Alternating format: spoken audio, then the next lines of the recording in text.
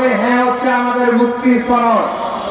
আমাদের জীবনে যে কোনো মূল্য হলেও এই জুলাই সনদকে আমাদের বাস্তবায়ন করতে হবে। যদি আমরা জুলাই সনদ বাস্তবায়ন করতে না পারি, যদি গণভোটে জুলাই সনদ বিজয়ী না হয়, যদি গণভোটে হ্যাঁ বিজয়ী না হয়, তাহলে একটা সময় যেভাবে আজিজুল হক কলেজ থেকে বিসিএস ক্যাডার নিয়োগ হতো, ঠিক একই কায়দায় নির্দিষ্ট দলের ব্যক্তিরা পিএসসির মাধ্যমে সরকারি চাকরি পাবে। জুলাই অভ্যুত্থানের ছাত্র সমাজ আবু সাইদের উত্তরসূরিরা মেধার রাজ্যে এই ধরনের কোন ঠাঁই হতে দেবে না। সংগ্রামের সাথীরা বন্ধুগণ, আমরা দেখতে পাচ্ছি কেউ কেউ একদিকে মুখে গণভোটে হ্যাঁ কথা বলছেন, অন্যদিকে তৃণমূলে ন্যায়ের পক্ষে গণ ক্যাম্পেইন চালু করছেন। এটাই প্রমাণ করে আপনারা দুদককে পকেটে পুরতে চান। দুদককে পকেটে পুরলে কি করা যাবে? দুদককে পকেটে পুরলে 5 বার বিশ্ব চ্যাম্পিয়ন হয়েছিলেন সেটি ঢেকে রাখা যাবে। দুদককে পকেটে পড়া গেলে কি হবে? খাম্বার নামে যে দুর্নীতি করেছিলেন সেই দুর্নীতি বন্ধ হয়ে যাবে।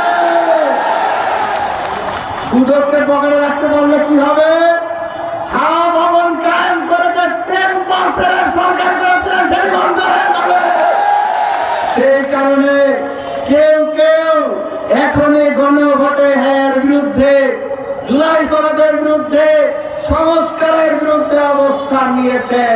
তাদের এই ষড়যন্ত্র, তাদের এই চক্রান্ত ছাত্র সমাজ সফল হতে দেবে না।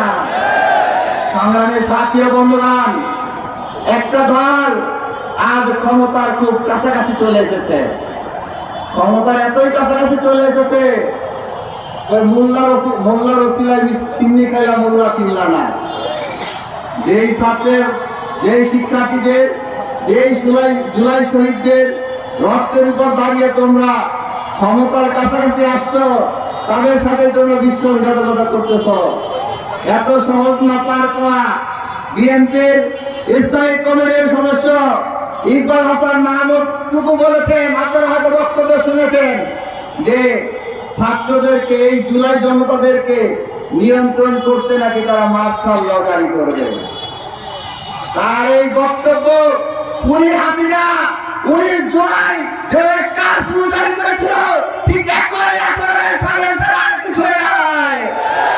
যারা ছাত্রদেরকে ধরাইতে হাসিনার মতো আবারও সেনাবাহিনীকে ব্যবহার করতে চায়, জনগণকে প্রত্যাখ্যান করে আবারও ভারতে পাঠিয়ে দেওয়ার জন্য প্রস্তুত আছে।